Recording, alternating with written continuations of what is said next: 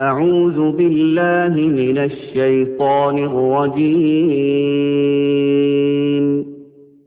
بسم الله الرحمن الرحيم.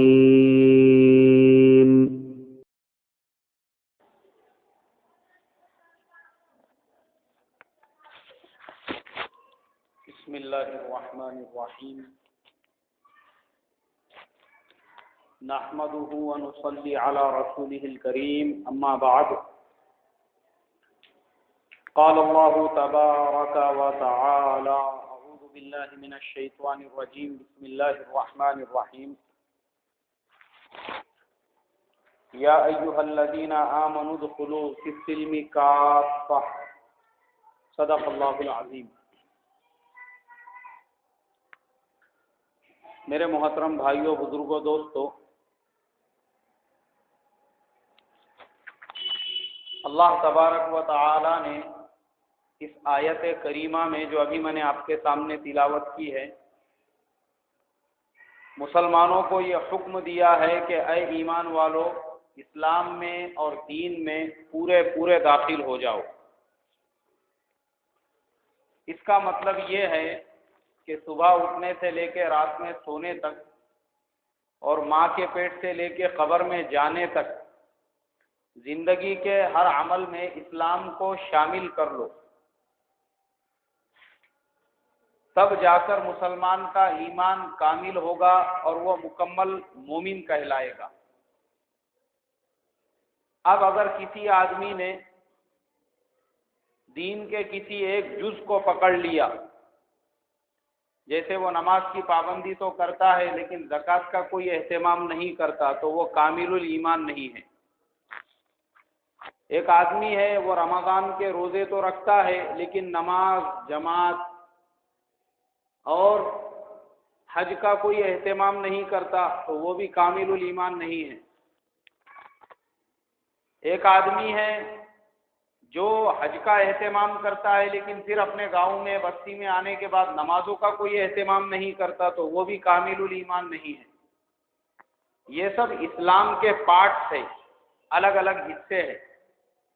تو جس نے ایک کو پکڑ لیا، وہ اگر یہ سمجھتا ہے کہ یہ پورا اسلام ہے اور پورا ایمان ہے، تو وہ بہت بڑی غلط فہمی میں ہے۔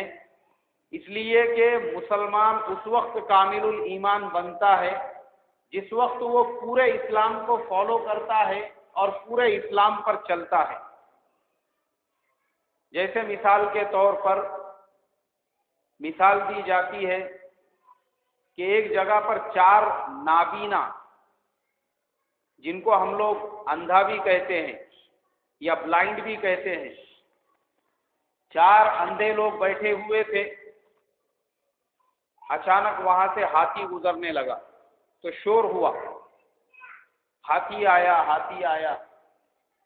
اب چاروں جو تھے ان کے دل میں بھی خواہش پیدا ہوئی کہ ہم آنکھوں سے ہاتھی کو نہیں دیکھ سکتے، مگر اس کو ہاتھوں سے چھو کر جو ہے محسوس کر سکتے ہیں، فیل کر سکتے ہیں کہ ہاتھی کیسا ہوتا ہے، چلو ہاتھی دیکھیں گے۔ اب چاروں جو اندھے تھے ان میں سے ایک گیا، اس نے ہاتھی کا ایک پیر پکڑ لیا، دوسرا گیا اس نے دم پکڑ لیا، تیسرا گیا اس نے سونڈ کو پکڑ لیا، چوتھے نے اس کے کان کو پکڑ لیا، اور چاروں ہاتھی کو فیل کرنے لگے کہ ہاتھی کیسا ہوتا ہے۔ ہاتھی جانے کے بعد میں چاروں کی مجلس لگی اور ہاتھی پہ چرچا شروع ہوئی، ڈسکس، کہ کس نے ہاتھی کو دیکھا، ہاتھی کیسا تھا۔ اب جس کے ہاتھوں میں ہاتھی کا پیر آ گیا تھا وہ کہنے لگا کہ ہاتھی بالکل پلر جیسا ہوتا ہے۔ دوسرا کہنے لگا نہیں یار، ہاتھی پلر جیسا نہیں ہوتا ہے۔ جس کے ہاتھ میں دم آئی تھی وہ کہنے لگا ہاتھی تو رسی کے جیسا ہوتا ہے۔ اب تیسرا جس نے ہاتھی کا کان پکڑا تھا وہ کہنے لگا نہیں، بولے ہاتھی نہ رسی کے جیسا ہوتا ہے نہ پلر کے جیسا ہوتا ہے، ہاتھی تو سوپ کے جیسا ہوتا ہے۔ سوپ بولے تو پینے کا سوپ نہیں، وہ جو گھروں میں ماں بہنیں جس کے اندر जवारी गेहूं को साफ करती है उसको भी सूप कहते हैं। बोले वो सूप के जैसा होता है। जिसके हाथ में सोंड आई थी वो कहने लगा, अरे बोले ना हाथी सूप के जैसा होता है, ना हाथी रस्सी के जैसा होता है, ना हाथी पिल्लर के जैसा होता है, हाथी तो बिल्कुल पाइप के जैसा है। बोले मैंने खुद अपने हाथों से देखा। तो चारों के हाथ में हाथी के 4 पार्ट्स आ गए। वो चारों ये समझने लगे कि हाथी इसके जैसा होता है। बस यही हाल आज मुसलमानों का हो चुका है कि जो मुसलमान दीन के लाइन से जिस फील्ड में चल रहा है उसने उसी को इस्लाम का नाम दे दिया है कि यही पूरा और कामिलुल ईमान है। अब उसके अलावा उसके नज़दीक दूसरी तमाम चीज़ें गैर अहम हैं, हालांकि ये इस्लाम नहीं है। एक आदमी अगर मदरसे की लाइन में लगा हुआ है, पढ़ने पढ़ाने की लाइन में, तो उसने ये समझ लिया कि यही 100% इस्लाम है। फिर मुझे अल्लाह के रास्ते में निकलने की ज़रूरत नहीं है, चिल्ला 4 महीने जाने की ज़रूरत नहीं है, ये मेरा काम नहीं है। बोले मैं जो काम कर रहा हूँ वो दुनिया का सबसे बेहतरीन काम है, बस यही पूरा क्या पूरा इस्लाम है। वो बाकी तमाम दुनिया से अलग थलग हो गया। ना उसको उम्मत के मसाइल से कुछ लेना है, ना उसको अल्लाह के रास्ते में जाने आने से कुछ लेना है, ना ही उसको उम्मत के जो दूसरे मसाइल है, जैसे मिसाल के तौर पर बहुत से सियासी मसाइल होते हैं, मुसलमानों के इज्तिमाई मसाइल होते हैं, वो सब बेचारा उन सब से किनारा कश हो गया और ये समझ बैठा कि यही पूरा क्या पूरा इस्लाम। जो आदमी दीन की मेहनत में लगा हुआ है उसके नज़दीक बाकी तमाम चीज़ें गैर अहम हो गई।